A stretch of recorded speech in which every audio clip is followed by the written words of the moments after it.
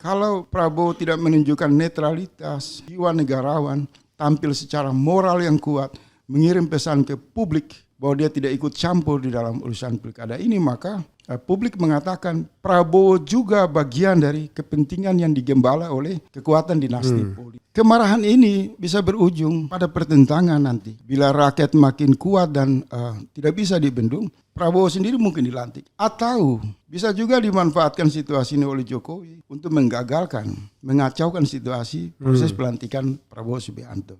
Ada kesungguhan bahwa Gerindra setelah membaca peta gerakan rakyat, mereka berdiri terdepan mengikuti arus pendapat rakyat untuk membatalkan revisi undang-undang pilkada. Kita tentu apresiasi kalau Pak Dasko mempertahankan situasi ini, maka ada harapan yang tadi saya bilang, memberi gambaran bahwa Gerindra dan Prabowo juga memiliki kalkulasi untuk tidak terlalu jauh berada dalam panduan atau bayang-bayang.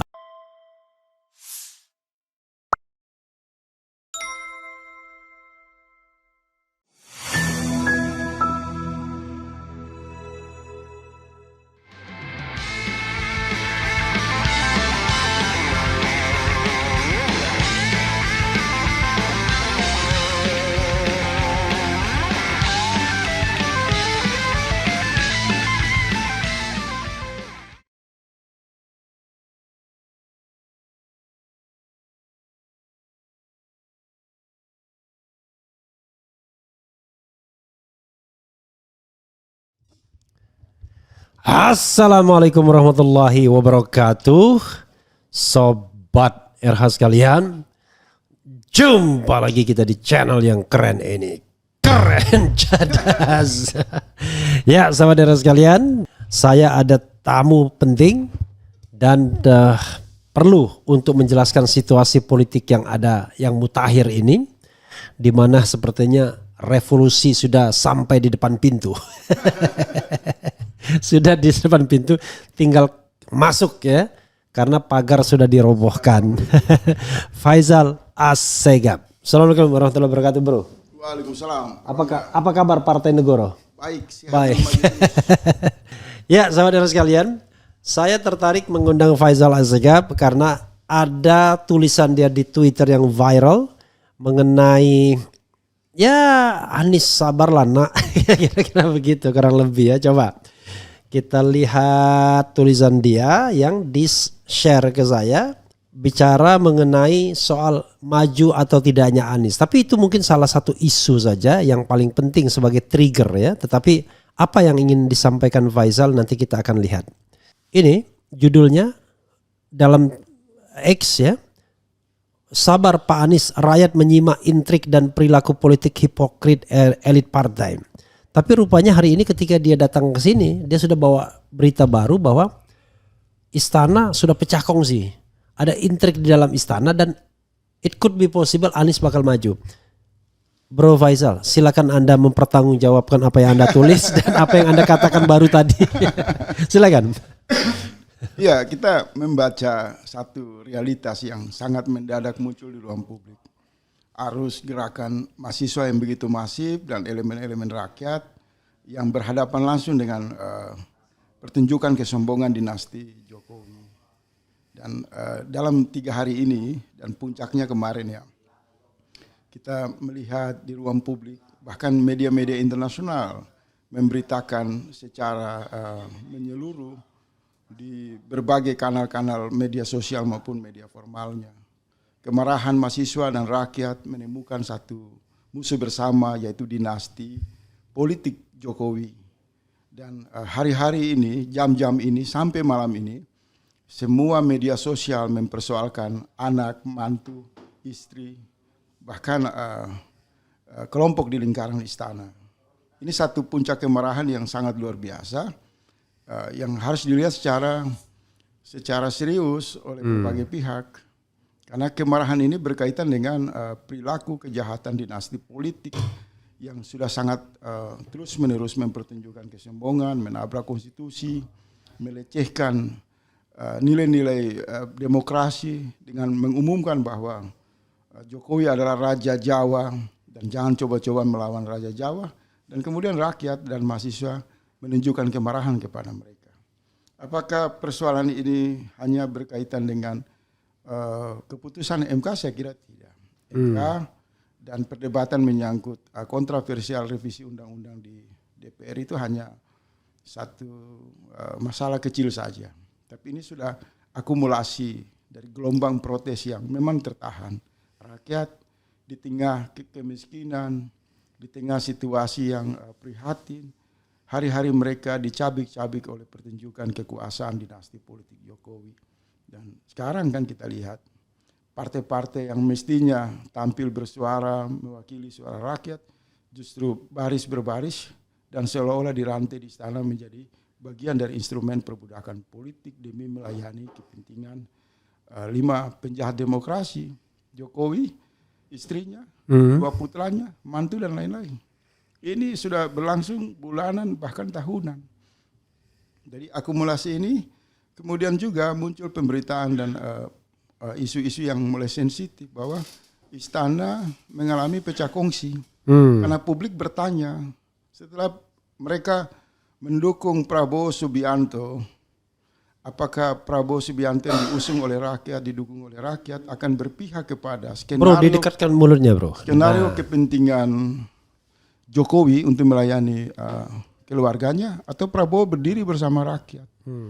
Kalau membaca berapa jam lalu pernyataan orang-orang yang bisa dirujuk dengan kualitas informasi yang tersedia, mereka mengatakan bahwa soal manuver partai-partai di DPR itu memicu kemarahan Prabowo Subianto.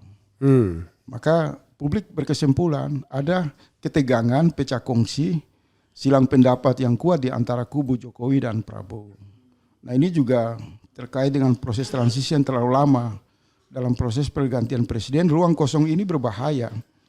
Kalau terus-menerus Prabowo dipasung berbenturan dengan aspirasi rakyat, maka tidak efektif. Tidak ada harapan. Munculnya pemerintahan baru di masa depan makin meyakinkan rakyat dia tidak berdiri untuk melindungi bersama rakyat, tapi dia menjadi tunggangan kepentingan rejim Jokowi. Oleh sebab itu, dalam situasi ini publik menuntut Prabowo untuk secara moral keluar di ruang publik, membubarkan koalisi-koalisi partai yang disimpulkan oleh publik sebagai koalisi rakus, koalisi yang tidak berpihak kepada rakyat, yang hanya semata-mata demi kepentingan meloloskan Kaisang, demi kepentingan melanggengkan kekuasaan Jokowi.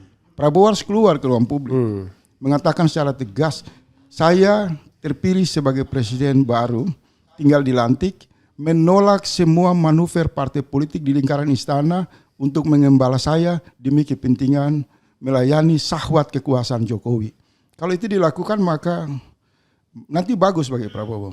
Tapi kalau sikap moral itu tidak ditunjukkan, maka rakyat akan mengatakan Prabowo adalah bagian dari paket penunggangan politik kepentingan Jokowi.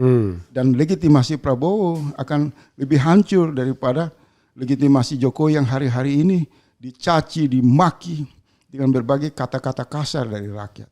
Nah, Prabowo harus keluar, menunjukkan sikap moral, dia tidak ikut campur di dalam pembegalan. Harus gerakan reformasi, pembegalan terhadap keinginan rakyat untuk misal dalam konteks DKI tidak membatasi hak demokrasi Anies dan gerakan perubahan untuk masuk ke Pilgub DKI. Bro, kita kan sudah melewati fenomenanya ya, yaitu fenomena Kim Plus yang jelas dimaksudkan untuk menjegal Anies, tidak ada calon selain Ridwan Kamil ya. Dan kalaupun ada calon independen yang mereka perkirakan akan mudah dikalahkan. Pertanyaan saya, ini kalau kita lihat sekarang pecah kongsi, ini karena perkembangan terakhir ini, misalnya demonstrasi mahasiswa atau pembangkangan konstitusi dengan RUU Pilkada tersebut yang membuat Prabowo menjadi marah, atau sesungguhnya dari awal memang Prabowo tidak setuju dengan Kim Plus itu kerja, ini mohon maaf ya, mungkin kerjaan Dasko saja sama Jokowi. Apa analisis Anda atau kalau fakta yang Anda temukan? Begini, sejak keputusan MK meloloskan Prabowo, maka ada catatan kuat dalam perbincangan rakyat di ruang publik. Sorry, putusan MK meloloskan Prabowo, Gibran maksudnya? MK soal sengketa Pilpres. Oke, memenangkan gugat, memenangkan jadi itu sejak ya.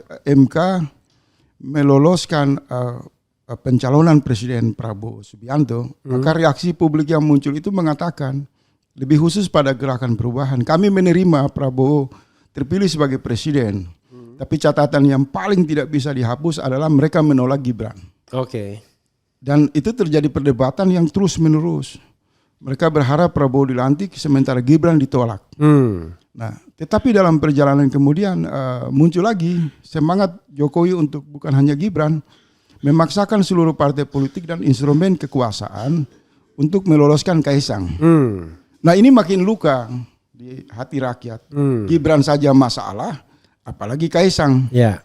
Akumulasi ini kemudian terjadi ledakan aksi protes mahasiswa yang selama ini tidur begitu lama, menemukan kesadaran moralnya bahwa mereka sadar negara ini tidak bisa untuk melayani kepentingan satu keluarga. Negara harus melayani kepentingan rakyat, harus taat kepada konstitusi. Maka turunlah ke jalan-jalan gerakan mahasiswa, ibu-ibu, rakyat, dan seluruh elemen gerakan perubahan. Penolakan ini kemudian tidak lagi mempersoalkan masalah pilkada. Itu trigger saja. Tapi kalau membaca orasi, pernyataan-pernyataan sikap dari berbagai akademisi, kampus, jurnalis, elemen-elemen gerakan dalam energi perubahan, tuntutan mereka sudah menuju kepada satu kondisi darurat nasional. Mereka mengatakan adili Jokowi, adili Gibran, adili Kaisang. Mereka menumpahkan kemarahan dan mendesak rejim Jokowi segera diturunkan. Nah, desakan ini muncul di tengah ketidakpastian transisi, sehingga rakyat bertanya-tanya lagi, diamnya Prabowo ini apakah bersama Jokowi di balik layar, atau kemudian Prabowo masih tersisa moralnya untuk bersama-sama rakyat menegakkan konstitusi. Oke, menurut Anda?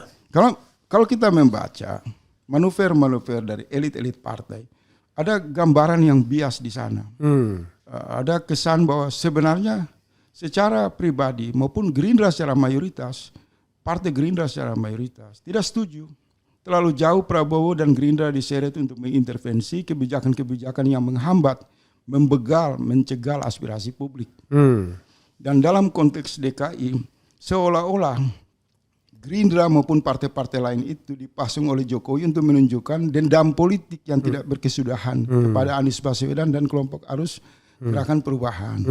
Nah, untuk menjawab spekulasi ini, tadi saya katakan, saatnya Prabowo dengan jiwa negarawan tampil ke ruang publik, setidaknya mengatakan saya netral terhadap proses pilkada yang akan berlangsung secara nasional. Dengan menyadari bahwa pada Pilpres kemarin saja luka terhadap rakyat itu sangat dalam, menyangkut isu kecurangan Pilpres. Nah, mereka khawatir kalau Prabowo tidak menunjukkan netralitas, jiwa negarawan, tampil secara moral yang kuat, mengirim pesan ke publik bahwa dia tidak ikut campur di dalam urusan pilkada ini, maka publik mengatakan Prabowo juga bagian dari kepentingan yang digembala oleh kekuatan dinasti politik. Tapi ada hal yang menarik. Tiba-tiba dalam beberapa jam ini, per sore tadi, muncul bahwa Prabowo marah besar. Prabowo tidak senang ketika melihat arus protes yang begitu besar atas manuver perwakilan elit partai di DPR. Muncul kan pernyataan yang ramai hari ini bahwa Prabowo marah karena menganggap terlalu jauh menyeret partai-partai demi menjalankan misi kepentingan pribadi dan kelompok Jokowi, itu dapat mendelegitimasi pembentukan pemerintahan di masa depan. Nah, tetapi di ruang media sosial yang muncul adalah darurat nasional, desakan meminta Jokowi diturunkan, Jokowi mengundurkan diri. Bahkan ada suara-suara dari kelompok akademisi yang secara mengerucut mengatakan harus dicekal ini Jokowi. Karena mereka trauma dengan kondisi Bangladesh, di mana arus massa begitu turun banyak meminta kekuasaan mundur, kemudian itu tidak bisa ditangani, presidennya kabur kan. Nah, supaya itu tidak terjadi seperti Bangladesh, situasi semakin tidak terkontrol, harus Prabowo keluar dulu. Dia mau berpihak kepada Jokowi yang hanya sungguh-sungguh untuk kepentingan pribadi dan keluarganya, atau dia bersama. kekuatan rakyat yang hari ini bersatu dalam semua keragamannya menuntut Jokowi dimundurkan. Nah, kalau berbicara dalam konteks partai politik, konsolidasi 12 partai, saran saya soliditas itu jangan untuk melayani kepentingan Jokowi. Modal 12 partai yang koalisi itu segera di DPR sana atau melalui instrumen yang tersedia di MK mengeluarkan fatwa untuk percepatan pelantikan Prabowo. Karena rakyat sudah tidak percaya lagi. Kalau kita lihat demo-demo ini kan sudah delegitimasi yang sangat kuat. Belum pernah terjadi di era rejim Jokowi, rakyat marah, minta Jokowi dipacung kepalanya, Jokowi diseret dalam pengadilan rakyat. Bahkan makian-makian itu nyaris di luar prediksi kita. Jokowi yang dipuja-puji ternyata berubah menjadi kantong sampah, menjadi cacian publik yang tidak bisa yang baru berapa jam saja dipuji oleh Bahlil. Bahlil lah itu. Dengan mengatakan jangan main-main sama Raja Jawa. Jadi kalau yang saya anggap berbeda satu hal begini juga. Gambaran konsolidasi Jokowi di Partai Beringin ketika berhasil menumbangkan Pohon Beringin dan mengkudeta Golkar itu juga harus dibedah. Ada keinginan Jokowi untuk melakukan konsolidasi, mengimbangi pengaruh partai-partai yang mendukung Prabowo. Di sana ada semacam pertentangan.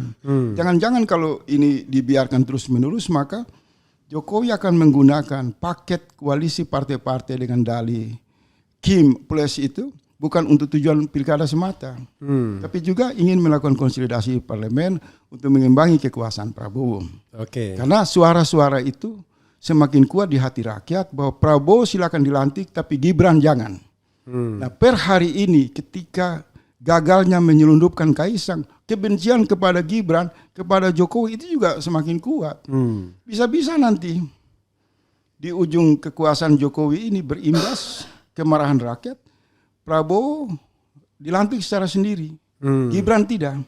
Karena kalau kita membaca arus gerakan protes rakyat itu melawan dinasti, kejahatan dinasti politik. Dinasti satu kan lolos setelah melakukan penyelundupan di MK, yaitu Gibran. Nah, kemarahan ini bisa berujung pada pertentangan nanti.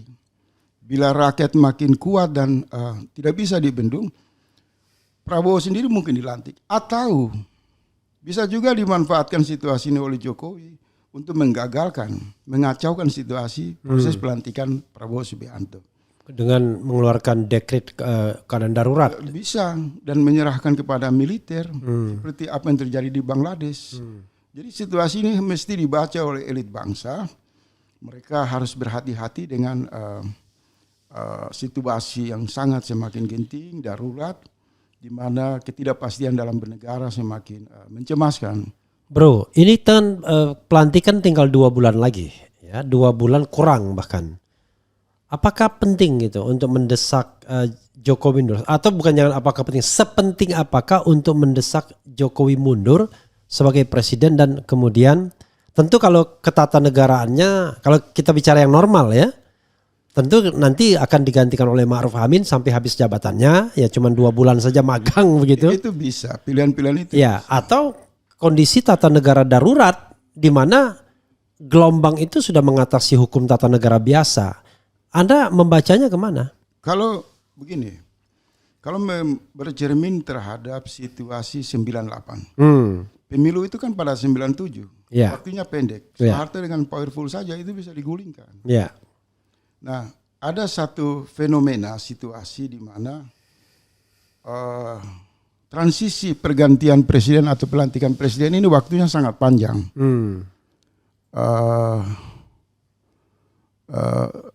Mestinya kalau 2 paket, 2 kali putaran itu kan dihitung kan. Tapi ini sangat panjang dan dalam satu situasi kosong itulah Jokowi melakukan manuver-manuver demi melayani kepentingan anaknya dan kelompoknya. Ini harus dibaca oleh Prabowo. Kalau tidak dicermati secara serius, bisa terjadi darurat nasional ini saling menunggangi kira-kira seperti itu. Di awal kita lihat bahwa ada kecenderungan bahwa Jokowi atau Prabowo saling menunggangi. Terbukti begini, Jokowi memberikan segalanya kepada Prabowo, misalnya gelar jenderal penuh, kemudian bintang Mahaputra dan lain sebagainya, merekrut orang-orang Jokowi ke dalam kabinet dia, membentuk badan komunikasi yang sebenarnya tidak diperuntukkan bagi Jokowi saja, Hasan Nasbi, tetapi juga untuk Prabowo kelak. Jadi seolah-olah dia ingin memblended, ya. Jadi sebagai blended kekuasaan antara Jokowi dan Prabowo sehingga tidak bisa lagi dibedakan nantinya. Nah, sekarang seolah-olah gara-gara Jokowi terlalu jauh membangkang konstitusi ada keretakan seperti itu, ya kan? Nah, keretakan ini bermuara kepada hal-hal yang Anda tadi katakan gitu ya. Tapi pertanyaannya adalah ini sebenarnya maaf kata ya, penjahatnya ini Jokowi atau Prabowo atau kedua-duanya? Kalau sampai sejauh ini yang dibaca oleh publik, nyaris Prabowo tidak memberi kesan yang kuat ikut terlibat di dalam cawe-cawe pilkada. Ya. Hanya saja keterlibatan Gerindra itu yang lebih agresif mengkonsolidasikan partai-partai dan Kimples yang terpusat di DKI itu menimbulkan spekulasi. Sebagian mengatakan Prabowo pasrah terhadap satu keinginan, tapi keinginan ini kemudian dipertanyakan oleh publik. Apakah ini kalkulasi politik Prabowo atau kepentingan Jokowi? Sampai hari ini rakyat berkesimpulan ini kepentingan ambisi Jokowi melayani Kaisang. Judul itu kan tidak bisa berubah. Dia kasih gula kepada Prabowo agar Prabowo tidak ganggu, kira-kira begitu. Kalau menggunakan istilah rakyat, Prabowo dianggap ikut tersandra. Kenapa ikut tersandra? Karena kecemasan Prabowo menanti proses pelantikan yang terlalu lama waktu. Dan semua pihak dari sisi hukum tata negara, dari politisi, dari kelompok-kelompok yang berbicara dalam kerangka kepentingan negara mengatakan kekosongan ini sangat berbahaya bagi gangguan pelantikan Prabowo Subianto. Dan di sisi lain kan ada juga desakan rakyat. Rakyat terus menerus konsisten mengatakan lantik saja Prabowo, tapi Gibran jangan, karena Gibran dianggap bagian dari paket penyelundupan dinasti politik dalam pilpres yang dianggap curang dan ditolak secara moral. Nah, ini menarik emosi atau sentimen. Selain di ruang publik juga terjadi kisru di pusaran istana, sehingga kan muncul apa urgensi Jokowi memasang Bahlil untuk mengambil alih Golkar?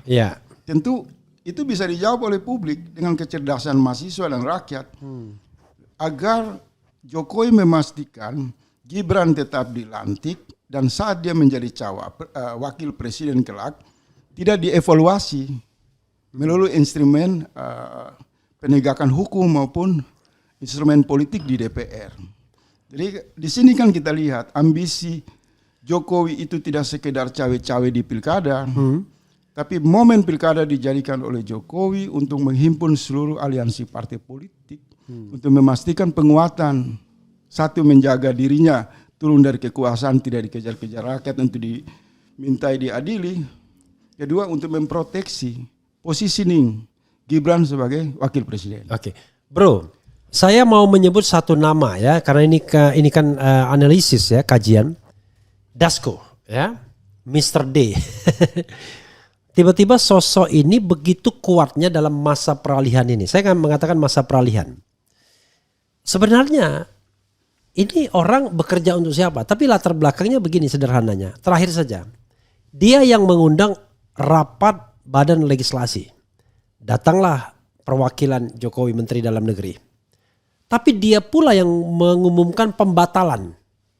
Dia pula yang ke Polda Metro Jaya untuk minta agar aktivis dibebaskan. Dia pula yang menjamin bahwa RUU Pilkada tidak akan diundangkan, tidak akan disahkan.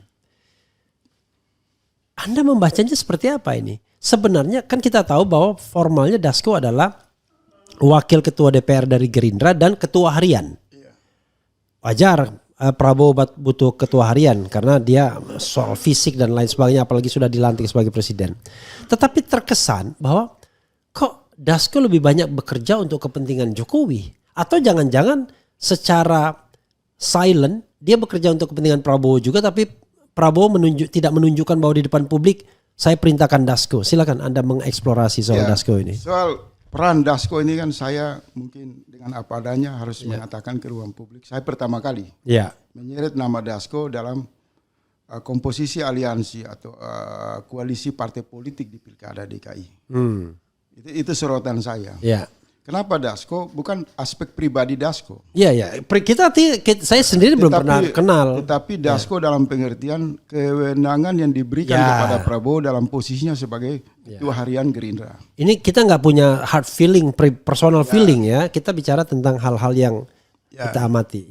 Oleh sebab itu, ketika kritik saya kepada sikap Gerindra yang dialamatkan kepada Dasko itu, agar jangan terlalu jauh terjebak dalam percaturan Pilkada DKI yang nanti berakibat tudingan publik seolah-olah Pak Dasko itu bukan mewakili Prabowo tapi mewakili Jokowi, maka kemudian di belakang layar, saya harus terbuka di sini, Pak Dasko itu mengkonfirmasi itu secara elegan kepada saya.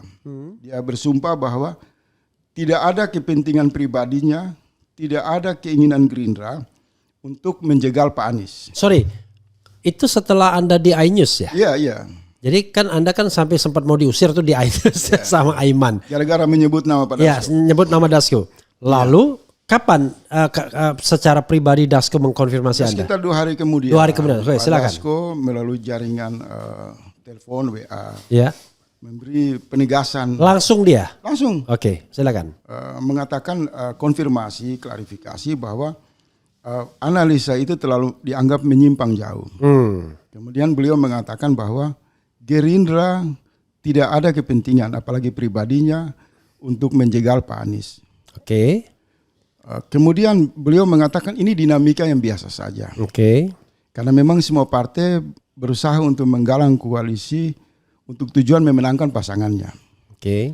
Ketiga, Pak Dasko juga mengirim pesan yang kuat kepada saya bahwa tidak ada motivasi pribadi. Dia punya kepatuhan terhadap keputusan Gerindra, kepatuhan terhadap Prabowo Subianto. Hanya saja karena politik itu memang memicu spekulasi, maka dengan besar hati Pak Dasko mengatakan mereka mengikuti dinamika ini dengan terus membaca aspirasi rakyat. Saya kira saya mengambil prasangka yang positif bahwa komunikasi Pak Dasko dengan saya itu menegaskan bahwa ada semangat moral juga terus berada di pihak rakyat Gerindra dan tidak ingin memberi kesan seolah-olah partai ini tidak memiliki eksistensi secara independen untuk berpolitik di bawah bayang-bayang Jokowi, tapi murni partai yang memiliki hak di dalam konsolidasi politik. Dalam dinamika menang atau kalah soal pilkada. Kemudian sekarang ini kita lihat juga semangat Pak Dasko ini terkonfirmasi di ruang publik. Ya. Jadi apa yang dia sampaikan ke saya terkonfirmasi.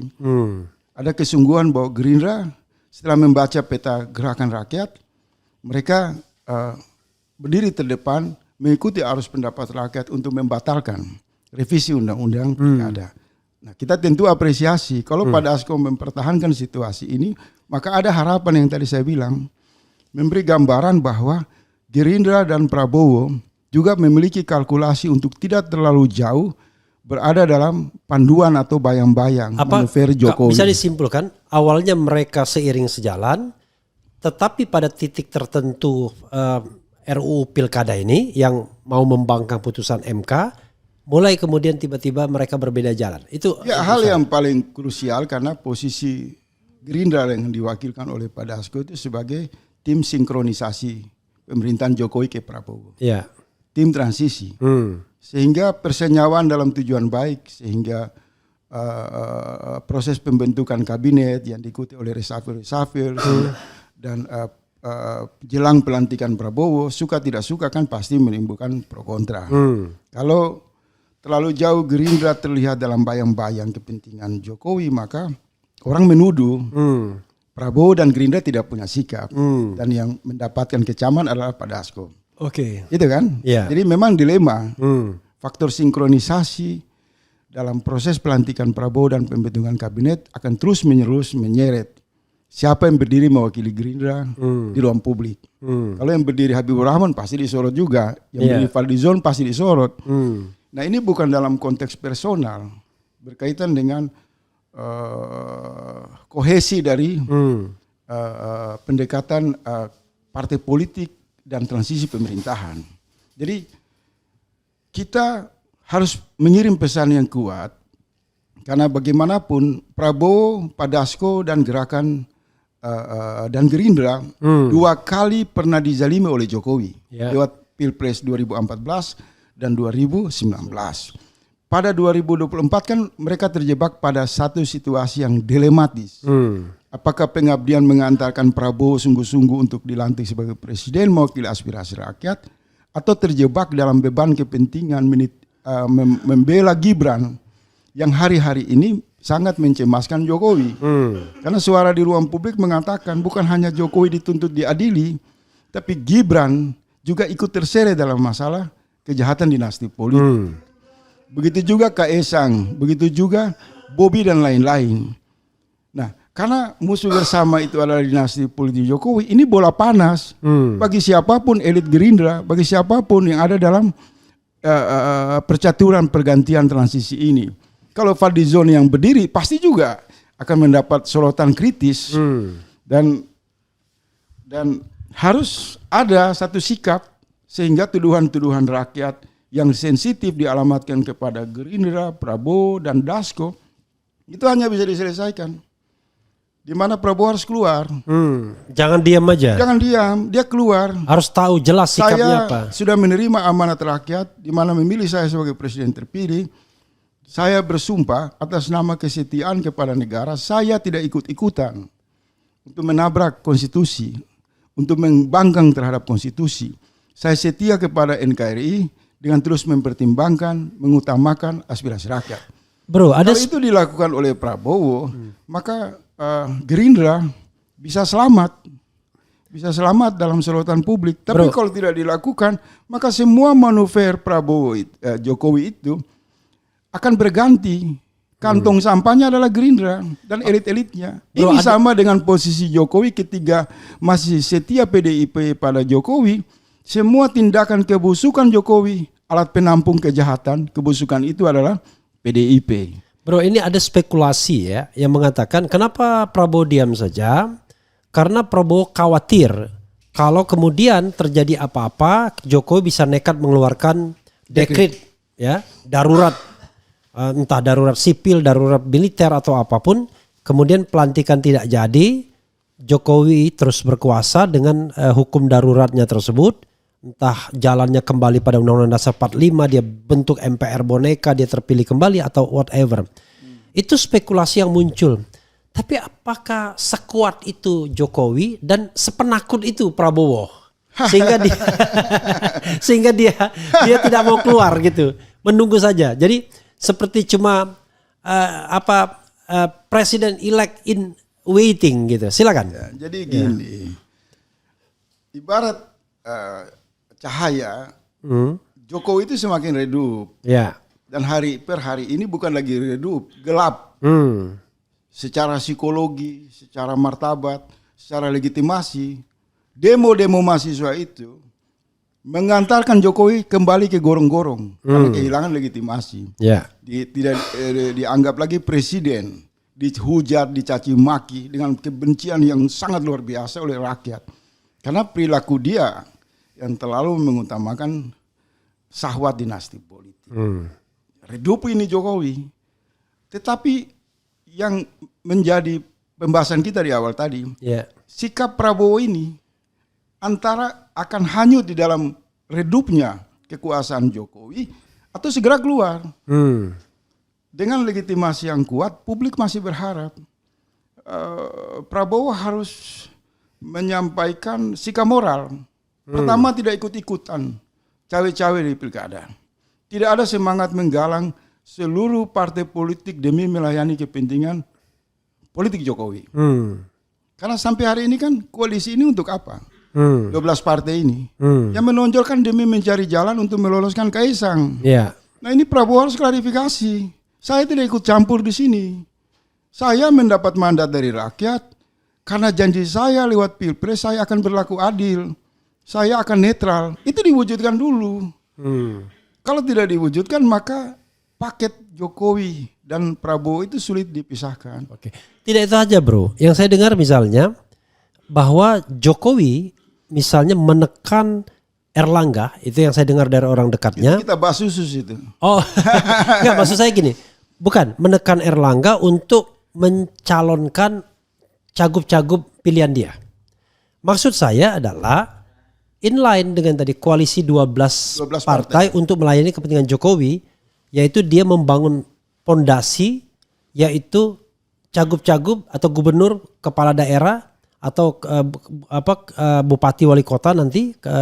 Disitulah kemudian basis politik dia yang akan dia tanamkan untuk Gibran di 2029 atau untuk bargaining positionnya. Selain dia mengontrol Golkar, dia mungkin menjadi ketua DPA, tapi dia juga punya gubernur-gubernur, bupati-bupati, wali kota yang loyal sama dia, dan itu sudah dia set up sekarang dengan tadi menekan ketua-ketua umum partai politik agar ikut mencalonkan orang yang dia inginkan.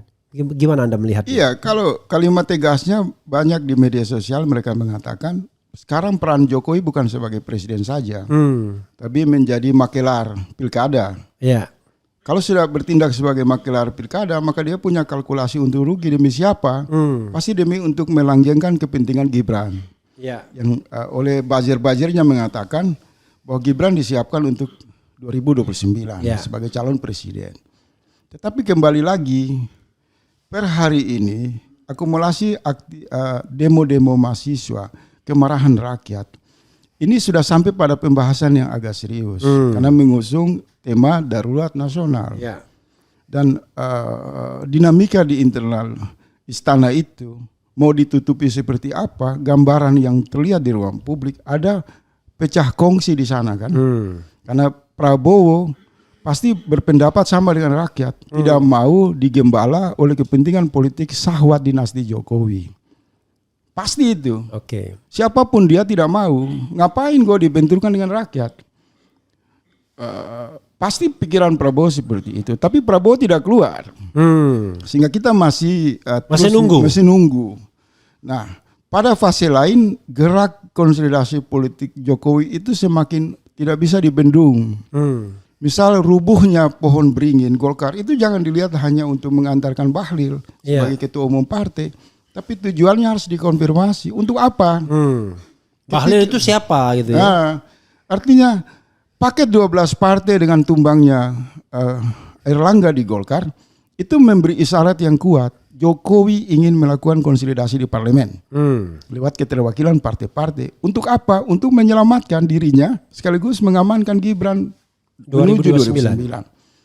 Ini juga dalam jangka pendek. Kalau mahasiswa rakyat ini tidak bergerak, ancaman ini juga bisa secara telak diarahkan kepada PDIP yang berhak untuk nanti memimpin DPR. Bisa terjadi paket konsolidasi 12 partai yang dilakukan oleh Jokowi ini menumbangkan calon DPR ke depan, yaitu Puan Maharani. Oke, bikin revisi. Bisa terjadi revisi MD3. MD3 lagi. Karena konstitusi saya berani dilanggar, apalagi hanya cuma sekedar undang-undang dengan pertimbangan dinamika di internal DPR. Jadi menurut saya gambaran adanya kisruh di istana yang hari-hari ini makin cemas dalam ketidakpastian bernegara, maka kita dari Partai Negoro menuntut diperlukan langkah percepatan untuk pelantikan Prabowo Subianto. Gibran tidak? Gibran kami berharap tidak. Kalaupun dipaksakan itu tetap akan jadi masalah di masa depan. Kenapa pelantikan Prabowo harus dipercepat? Supaya rakyat mendapatkan kepastian dalam bernegara.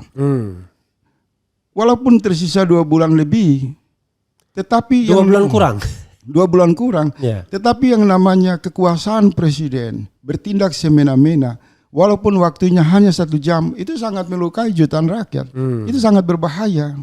Apalagi negara sebesar Indonesia dengan apalagi populasi kalau dia keluarkan 80 juta kan. Keluarkan perpu keadaan darurat. Ya, itu semua peluang itu bisa tersedia. Oleh sebab itu harus ada satu konsolidasi dari elit bangsa menghentikan seluruh paket busuk atau koalisi rakus 12 partai ini biarkan dinamika demokrasi berjalan secara natural tanpa dipandu oleh Jokowi, dan kemudian mereka lebih fokus. Sudahlah, daripada rakyat tidak percaya lagi kepada Jokowi, situasinya semakin amburadul, dan ada maksud-maksud jahat di balik konsolidasi partai politik dengan cara-cara teror, maka mereka harus bersatu, gunakan semua instrumen yang tersedia untuk menghentikan kekuasaan Jokowi. Percepat pelantikan Prabowo. Karena buat apa juga dia lama-lama? Dia tidak mengabdi kepada rakyat. Malah dengan menunggu merusak aja. Menunggu 2 bulan untuk Jokowi turun dari kekuasaan, semuanya sudah tidak lagi penting. Hari-hari ini dia hanya melayani dirinya, melayani Kaisang, melayani anak mantu, melayani kepentingan di sekitarnya. Karena kalau sudah bekerja untuk kepentingan dinasti dan kelompoknya, ya kamu keluar saja dari kekuasaan, biarkan rakyat yang sudah memilih Prabowo ini dipercepat pelantikan supaya ada kepastian dalam bernegara, supaya rakyat mendapatkan rasa keadilan, tidak hari-hari dihardik oleh bahasa-bahasa penipuan, kebohongan, keculasan Jokowi. Bro, pertanyaannya adalah seberapa kuat tuntutan rakyat, ya, tuntutan mereka yang turun ke jalan kemarin untuk mendesak segala agenda yang terkait dengan Jokowi. Kan sepertinya kan kalau kita pakai teori Lemdak Office, Jokowi sudah membolak-balikan Lemdak Office tersebut. Ternyata dia masih kuat. Terakhir dia tebang pohon beringin misalnya. Tetapi fenomena undang-undang pilkada, RUU pilkada dan demonstrasi mahasiswa, kemudian elemen masyarakat kemarin dan hari ini, sepertinya menunjukkan hal yang agak berbeda, sebaliknya. Bisa jadi Jokowi tidak kuat-kuat amat lagi setelah ada pernyataan dari Dasko, dari KPU, dari macam-macam pihak yang mengatakan bahwa nanti patokannya tidak lagi pada saat pelantikan usia, artinya Kaisang out, ya kan? Kemudian koalisi Kim Plus juga tidak bisa berbuat apa-apa karena yang dipakai tetap 7,5%, yang mungkin saja bubrah Kim Plus itu satu demi satu kemudian mulai menengok siapa yang kira-kira potensial untuk menang, mengingat ada 8 partai yang bisa mencalonkan. Pendapat Anda? Ya, kalau dasar penegasan pertanyaan pada kuat atau lemah Jokowi, hari ini Jokowi lemah. Bukan sekedar lemah. Justru koalisi 12 partai yang diharapkan membentengi kepentingan dia justru gagal kan? Diserbu sama mahasiswa, sama rakyat. Ternyata kekuatan gerakan rakyat hari ini jauh melebihi apa yang diprediksi. Kita harus jujur, Abang sebagai bagian dari orang yang terlibat dalam gerakan 98, saya dalam pengalaman-pengalaman kita harus akui bahwa konsolidasi mahasiswa dan elemen rakyat pada hari ini melampaui fenomena yang pernah terjadi pada 98. Kenapa saya mengatakan demikian? Ini bergerak secara masif, spontan dengan kekuatan kesadaran moral. Apa pemicu dalam waktu yang cuma kurang dari 24 jam juga? Iya. Apa yang menjadi kekuatan dalam kesadaran moral mahasiswa dan rakyat? Pertama, dibayangi oleh beban utang yang sangat besar yang dibuat oleh Jokowi, yaitu 10.000 triliun, hampir 10.000. Dibebani oleh aneka gejolak ekonomi dan sosial. Dipantik oleh faktor sugesti, kekuasaan yang semena-mena. Ini semua berakumulasi menjadi bara api yang sangat kuat. Dan baru muncul sedikit kan? Muncul sedikit saja menurut saya, kalau saya lihat dari pergerakan 98 ini fenomenal, heroik, militan. Dan kalau 98 ketika ada demo besar yang menuju kepada penggulingan Soeharto itu penangkapan mahasiswa kan baru terhitung puluhan, 10, 5 orang. Tapi ini satu demo besar tiba-tiba hampir 300 mahasiswa ditangkap. Dan diberitakan oleh seluruh media internasional, memberi gambaran bara api dengan dobrakan yang lebih kuat. Kenapa kuat? Karena dibawa rasa kemarahan yang luar biasa. Pertunjukan dinasti Jokowi ini melampaui kejahatan rejim sebelumnya. Ini puncak bagaimana sebuah negara dengan kesepakatan demokrasi, komitmen ketaatan pada konstitusi diinjak-injak oleh Jokowi secara pribadi, dipermalukan, dilecehkan oleh Gibran, oleh Kaisang. Sehingga muncul Kok presiden ini bukan membuka lapangan kerja yang seluas-luasnya kepada rakyat, tapi hari demi hari hanya berjuang untuk mencari kerja kepada Gibran, kemudian Kaesang, kemudian kepada Bobi, dan kepada keluarganya saja. Sementara rakyat kehilangan pekerjaan mereka. Rakyat cemas dengan kondisi ekonomi. Dan harus abang ingat, sudah makin dibahas kan oleh berbagai media. Kelas bergugurannya kelas menengah. Ya, ya. Nah, kalau lihat munculnya kalangan seniman, artis-artis, representasi dari toko-toko, ini gambaran kelas menengah. Bukan lagi arus bawah, ada penyatuan keresahan arus bawah dan kelompok kelas menengah bersatu dan musuhnya menjadi fokus adalah dinasti Jokowi. Nah, di dalam sini saya ulang lagi, Prabowo sudah melihat ini. Apakah Prabowo tetap setia demi kepentingan melayani dinasti Jokowi yang hanya beberapa orang saja, atau dia hari ini dituntut keluar untuk melebur bersama rakyat? Itu saja. Kalau sampai dalam waktu dekat ini Prabowo tidak keluar menunjukkan sikap tegasnya, maka selesai. Dampak dari kemarahan rakyat terhadap delegitimasi kekuasaan Jokowi akan berimbas terhadap kekuasaan Prabowo. Kita tinggal berkalkulasi, maka jurus yang terakhir demi stabilitas kekuasaan di masa kepemimpinan Prabowo, kita khawatir ini, jangan-jangan memang dirancang oleh Jokowi, gangguan-gangguan ini kemudian diharapkan Prabowo tampil dengan kekuatan politik tangan besi, otoriter, militerisme.